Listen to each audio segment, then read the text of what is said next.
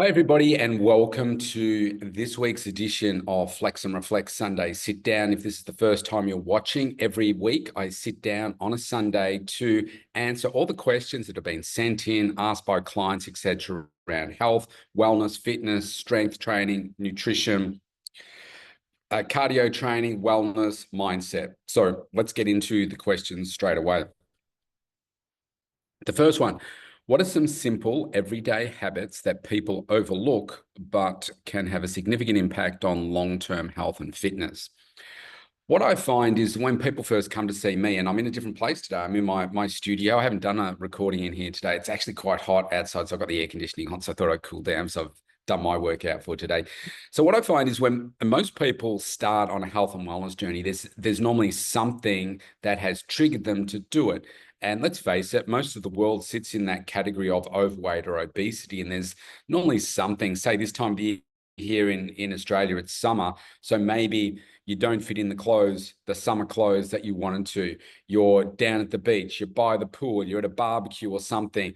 What I find for a lot of my clients is it's like bless the children in our life, but children can be, they have no filters and they say, "Hey, Daddy, why are you so fat?" Or whatever, or they poke your tummy or something that triggers you to think differently about where you are with your health and wellness. And so I find that that is normally what triggers people to start something. So this question is saying, what are some simple everyday habits?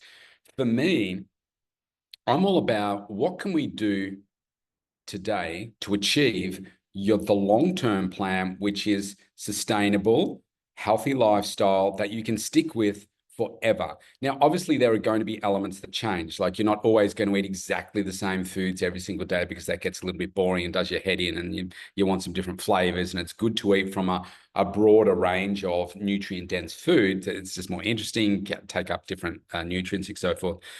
There's that aspect of it. And then I've lost my train of thought now. But I guess where I'm heading to is like the everyday habits is getting to that place of what can we do sustainably? The exercise, the strength training. So I work with all my clients around 3 strength sessions a week. The cardio, you don't have to thrash yourself with cardio. It might be just doing what I love is getting outside and going for a walk. The food, getting that right. The meal frequency, I program all my clients on 5 to 6 meals a day, making sure they're highly nutritious foods. That's what's really important. Getting the quality of sleep, getting the right amount of water into your day, finding the right supplements that are going to help optimize your health as well. And then it's constantly working on your mindset of how do I keep building this? And I like to talk to people about the definition of health. What's your definition of health? What would, say, if you had to create the perfect you, what does that look like? What does that feel like? Does it show up a certain way? For me, it's about looking good naked. Now, what does that mean to me? It means to me when I'm looking at myself, I know that I've done the work. So that's the end result. But I know that I'm doing all those things that I just mentioned and I'm doing them really well. And then the end result is that. So I think for me, where most people get it wrong is they start there, which great. If that inspires you into action, fantastic. But then the things that you're not building every day are those tiny little habits. And you keep building your mindset. Okay, so what is that definition of health? Why is that so important to me? That's right. Bang. That is why that is so important to me. And that's why I'm going to become unstoppable. So if I think about today, for instance, like at the time of recording, it's 9:24 a.m., right? I've had a good night's sleep. I was up early. I've gone to the gym. I've done a very heavy strength workout for my legs. I've fueled myself well. I've gone for a 5 kilometer walk. I've done some work already this morning, and now I'm recording this. And most people are still just thinking about what it is that they're going to do with their day. Now, why do I do it? Because I know that it sets my week up for success. It sets my day up for success. And even though it's a Sunday, I've got a lot that I want to achieve. And so I continue to build on that definition of health, why it's so important to me, why I should not stay in bed, and why I have to keep getting up and doing the things that I know are going to empower me. So I think just focus on those tiny little habits every single day that people don't usually think about that are going to build towards that bigger goal. And so that is making sure that they're empowering, they're sustainable, all those things that I just mentioned earlier. Just do the little bits that you can focus on each day. I'm working with a client interstate at the moment, and their goal is to do 5,000 steps a day. Now, for me personally, I'm focusing on 10,000 or more every single day. Last year, I think I averaged for the whole year, I don't know, it was like almost 11,000, 10.5 to 11,000 steps for the whole year, which means that every day I'm trying to do it. Now, of course, there are some days where you don't do that. But so hers is 5,000 steps a day. Fantastic. Let's achieve that. Let's sustain that. And then let's take it up to 6 and do that. And then let's focus on getting the extra strength workouts in. That if you're not getting your 3 in, let's focus on the intensity of those then. And let's focus on making sure you're eating frequently throughout the day. You're eating nutritious food, you're sleeping well. What are your stress levels like? What are you doing to grow yourself every day? What's the constant communication that you're having with yourself? All of those things that are so, so important. And most people do not get those things right. So it's a really good question. Next question. How can someone maintain muscle and strength gains if they have to temporarily reduce their workout frequency due to a busy schedule or an injury? It's a good question. It's really hard to build muscle, right? So the question is around muscle and strength gains. Let's face it, if you've got an injury, that's going to be really tough to be able to maintain the strength in that body part. Let's just say that you've injured a calf or something, then what you may have to do is no training there. If I use my knee as an example, when I had surgery on that, it was, golly, I was limping around for probably about 10 weeks, like not able to put full weight on it. The muscle in my leg, like you could visually see that it was smaller than my right one because I'm relying more on my right one now to be able to do, to get me around. But what I knew then was it was going to come back. But it was probably 12 months before I started to lift as heavy as I was pre the injury. And then what I focused on was some unilateral exercises. So using one leg at a time, for instance, to build the muscles back in here so that the right leg didn't always take over. If I was using, say, a leg press and pushing with both, I put this one down and say, just push with that left one and focus on that. And, that's how you bring it back. So it's really tough with an injury. Sometimes you just have to stop because you've got to think about, well, what's the long term here? Not what's the short term, but what is the long term result that we're looking for? And for me and my knee, it was like, I want to be able to exercise pain free for the rest of my life. It means that I need to stop right now on what I'm doing for that. Still doing my rehab, and so that's the thing that you need to do. Focus on your rehab so that you can feel it. Well, you can still work out, you can still do a workout, it's just that you can't necessarily work that knee. So instead, when it got to my workouts, I would do my physio first, if you like, on the knee, and then I would do the other parts of my workout, which usually wasn't anything to do with exercising the knee, because I had to keep off it. Same with the shoulders. When I had shoulder surgery, same thing. You just can't do what you wanted to. And yeah, I guess the hard part to hear is that you're going to lose muscle. Right? If you've got an injury and it's something that's going to take maybe 12 months to fully recover, then you're going to lose some muscle. And you've got to try and not beat yourself up on that and focus on, well, all right, I just need to stop, rest, recover to get back to a place where I can then keep going and move beyond where I was. So injuries are really hard on the headspace because you want to be on the field, not on the sidelines, and listen to any athlete and then talk about in a team sport when they're sitting there watching. And it's so frustrating because they're being paid to be on the field and to make a difference, and they can make a difference, whereas they have to make a different difference on the sidelines. It's really, really tough. In terms of the busy schedule, well, what I like to do, let's just say that you've gone from 3 sessions a week and you're down to 2. It may be, if that's going to be for a sustained period of time, you may just need to change your workout schedule. So for instance, efficiency in your workouts can be a big one. If I use chin-ups as an example, say pull-ups. So some people do pull-ups this way with this grip, some do it wide, narrow, whatever. Let's just say that you're really robbed for time and you want to get the biggest bang for your buck. So I'd be focusing on more of those exercises that work multiple muscles at the same time rather than the isolation muscles. So let's say that you now change your grip this way to do your pull-ups. Well, guess what? You're going to work your biceps as well as your back, your lats, etc. So that's a good one to do. Doing a deadlift, for instance, that is going to work just about every muscle in your body. So that can be a good one if you're looking for a big bang for your buck type of exercise. So I'd be looking for more of those things. So for instance, if you're on a tight schedule, I would not just do bicep curls, right? And do tricep push downs and things like that, because that's not an efficient use of your time. Doesn't mean that you can't do those things, but if I've got a really busy schedule, then I would be not doing those things. So like when I was in LA, for instance, this last year, I couldn't do the normal workouts. The gym that I had access to was actually very good, but for the last 3 days, I didn't have access to a good gym. So I focused on my cardio in those times and getting my steps up and just feeling good because I had a busy schedule. And I had to just tweak my workouts when I was in the gym. Sometimes we just need to, adjust, but I always look for where can I get the biggest bang for the buck. And so maybe you can't do your normal workout. Focus on, all right, I know for the next couple of months or next few, 2-3 weeks or whatever, it's going to be different. So maybe that's a time to give your body a bit of a rest, focus on some different aspects of your workout. It is hard though. The hardest part is how you beat yourself up over it. So, you've got to look after that side of it. Okay, what's your advice on managing cravings while staying on track with nutrition goals, especially when emotions or stress are involved? This is a common issue for people. So the thing I'm picking up there, managing cravings. So you think about, what are cravings? Why do we get cravings?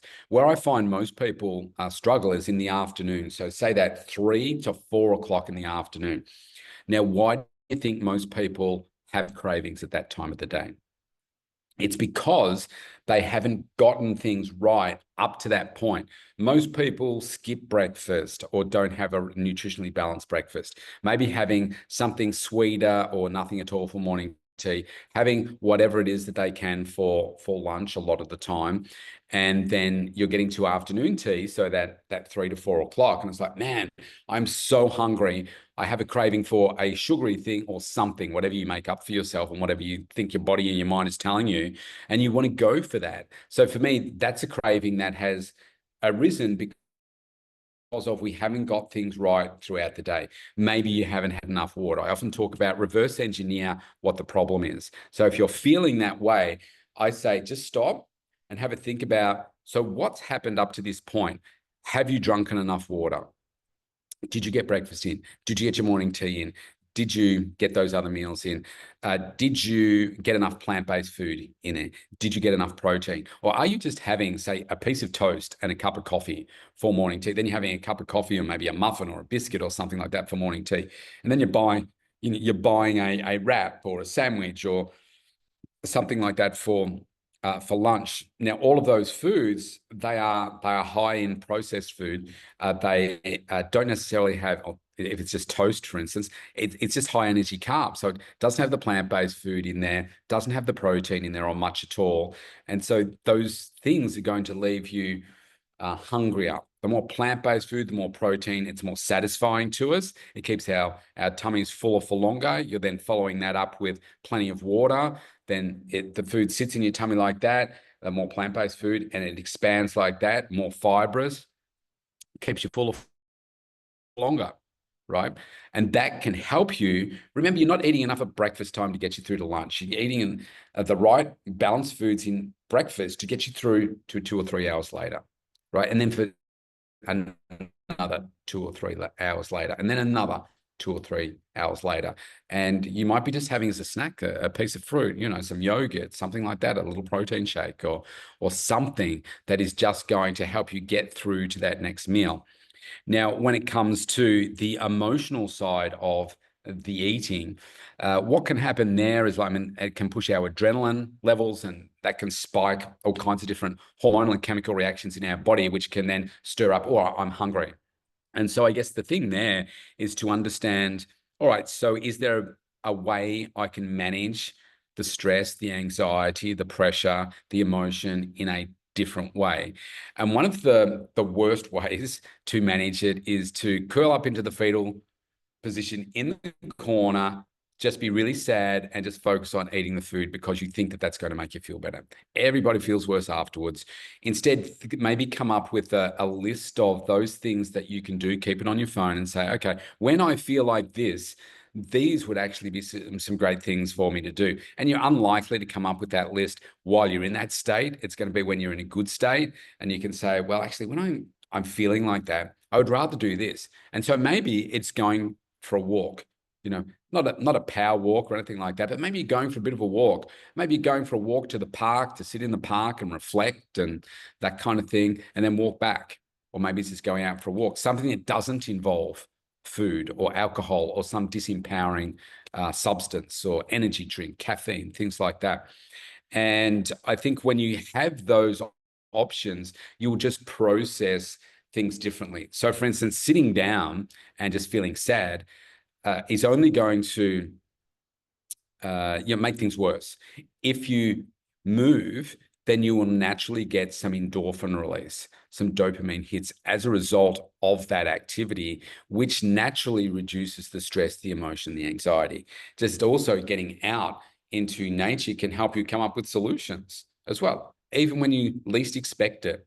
So I think for me, that is the key. And then with that, if there's some food involved, then again, create a list of those things perhaps that are more suitable and empowering for you when you are in those low moments. So for instance, say you do feel like something sweet. Well, rather than go for the donuts or the chocolate or whatever, maybe there's something else you could do. Maybe dark chocolate, and maybe like a square of dark chocolate as opposed to a row or a whole block is something that's actually going to like release antioxidants into your body and actually be a healthy alternative.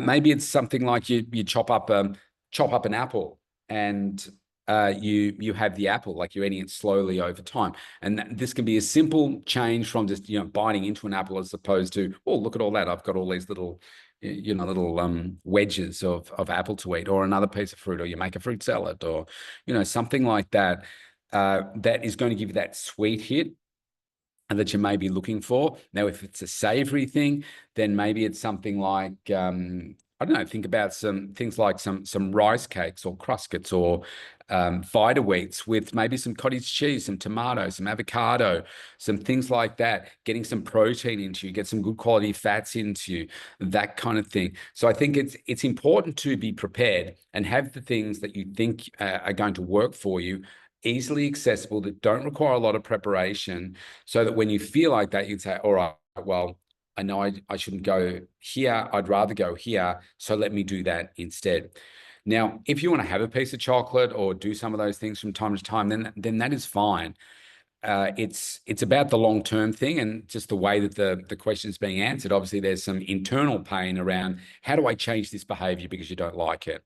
And so I would just say, go back and have a listen to some of the things, oh, excuse me, that I've just said there. All right, 2 questions to go. How do you stay mentally strong and motivated when the results of your efforts in fitness or life aren't showing as quickly as expected? Life is tricky. We can be working away really, really hard. And this happens to me too. And you might stop sometimes and think, why am I not further along? Whatever it is, whatever the goal is, why am I not where I want to be? Let's say it's your health and wellness and whatever, and maybe you're looking for a certain look in your body and that kind of stuff.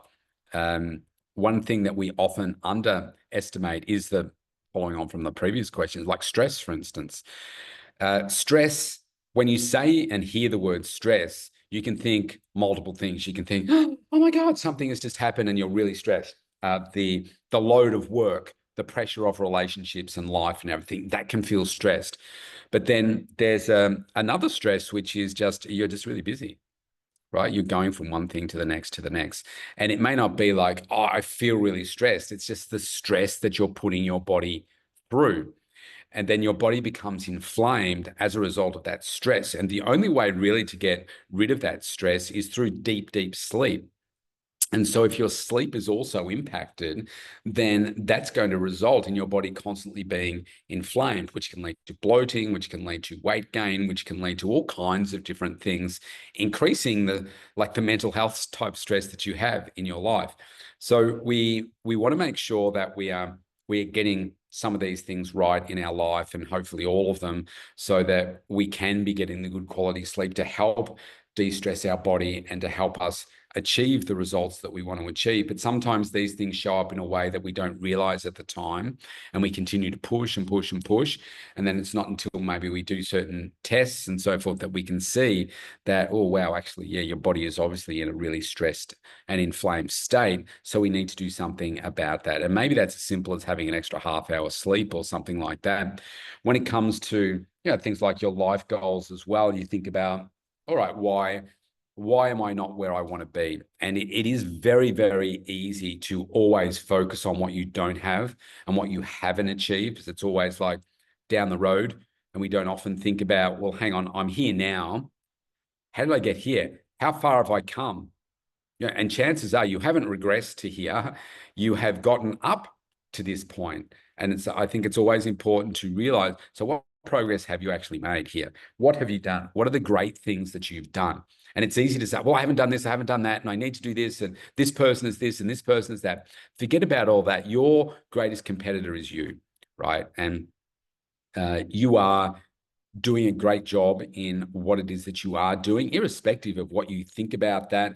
You are progressing, and it may just be that you're not progressing at the rate that you would like, and maybe you're not where you want to be.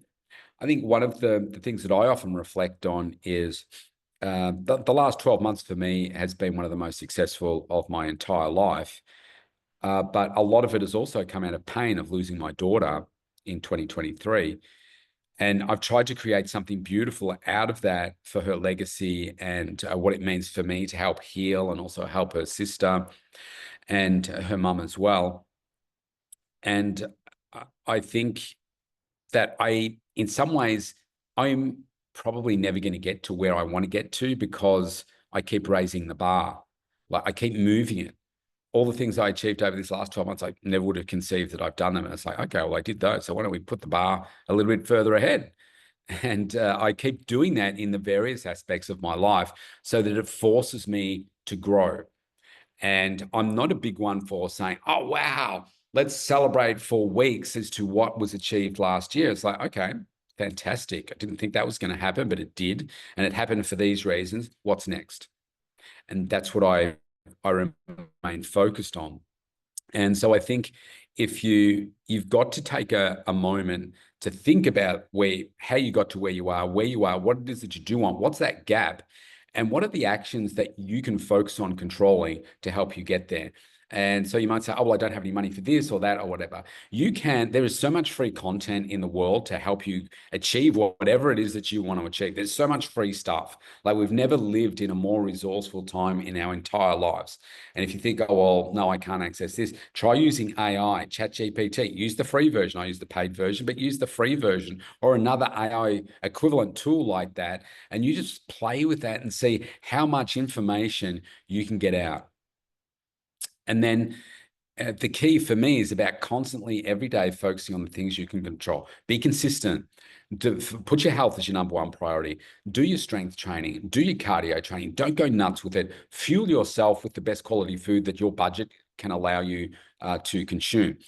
If you can afford supplements, then look at the supplements that you can incorporate to maybe give yourself a little bit of an extra edge as well. Focus on your work ethic. Focus on focus so that you are more focused than you've ever become before. Listen to my podcast, The Mental Toughness and Body Show. If you're only going to listen to one, listen to that. If you want to get more of a personal insight as to how I conduct myself every day, go to robevans365.com. Or just find them on any of the podcast platforms and just find people that inspire you to become that better version of you. I record 2 podcasts a day, one for the Mental Toughness and Body Show and one for Rob Evans 365, because for me, it's really important to show up consistently, right? I can be in control of that. So focus on the things that you can control to make yourself better. And I think you'll just find that most people don't do these things, and you're probably not doing these things consistently enough. And it's 7 days a week. Saturday and Sunday, no days off. Maybe you're having time off, but you're still focusing time on those things to grow you, because it's you, right? You have no excuses to not grow you. So just do it. All right, last question. What's the biggest myth in health and in the health and fitness industry right now that you wish more people understood? I find that if I look out over the last 37 years this year that I've been in the health and fitness industry, man, I can remember the first piece of equipment that I saw was on one of those commercials. If you're old enough to remember, I think it was called the ab roller. You laid on the ground, you put this thing under your sort of under your head, and it was kind of a frame that came over the top. I'm sure if you Google one now, you'd see an image, and you put your hands here and you would crunch forward like this on the ground. And it was designed to remove neck pain and that kind of stuff. They would have sold millions. And that was the very first piece of equipment that I ever saw. And then they had different variations on that. And then, they started moving to different things. And then, we started to get into an age of all the various different diets. So if I look at, I'm going to estimate and say over the last 10 years, paleo was huge for a while, right? Where's that now, right? All the different diets that, like there was the soup diet, the fruit diet, the Hollywood diet, the Mediterranean diet, the Atkins diet, the all meat diet, so many different things. And I look at, so over the last 10 years, we've had paleo, keto, intermittent fasting. I'm sure there's some other ones in there as well. And they go through these waves of people following them. Maybe some movie star will get on their Instagram these days and say, "Oh, I'm doing this." And so then people think, "Oh, well, if they look like that and they're doing that, I should do that too." Because people say, "Oh, I lost 10 kilos in the first 2 weeks." It's like, well, what the hell? This is not healthy. It's not sustainable. And so why even start it? So a lot of these things go through that phase. And then we go into supplements, and so many supplements, which is going to lead me to one that I see a lot on at the moment, which is collagen, right? So collagen's in our skins, in our cells and everything. And if you just look at the amount of marketing around collagen products at the moment, ones that you consume, ones that you put into your skin, et cetera, et cetera. Now, the reality is they always have some beautiful model that has flawless skin, and you don't know how much filtering and everything has gone into these $1 million ad productions and so forth. But they tout that, well, by taking collagen, this is how I look like this, right? Or this is how I remove these wrinkles and that kind of stuff.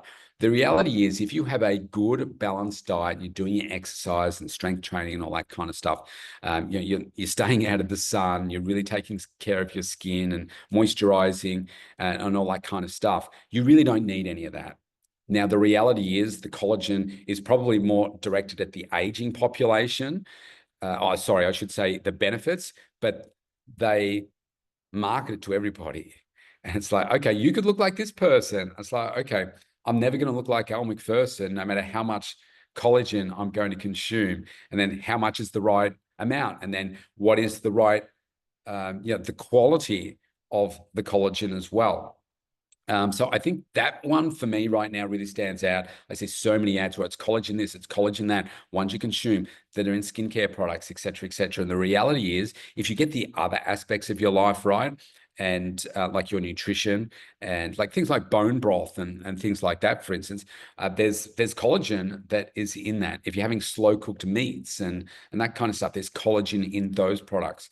If you've got a good exercise routine, a good balanced nutrition program as well, then you really don't need that stuff. And it's very, very expensive, because the high grade, the high quality stuff, it's very, very expensive. You could be looking at anywhere between $4 to $8 a serve of it if you're having like a shot of it. And it's like, okay, the research normally says that you need to do it for about 12 weeks to see any results. And chances are, if you've already got good skin and so forth, it's probably not going to do anything for you, despite what it is that you see some ads have maybe achieved for someone, but you look, you remember, you just don't get 100% of the truth sometimes with this stuff. So that would probably be my biggest one with the myth at the moment. You need to take this and you'll feel amazing and look amazing and it'll change your life. So that would probably be the one for me right now.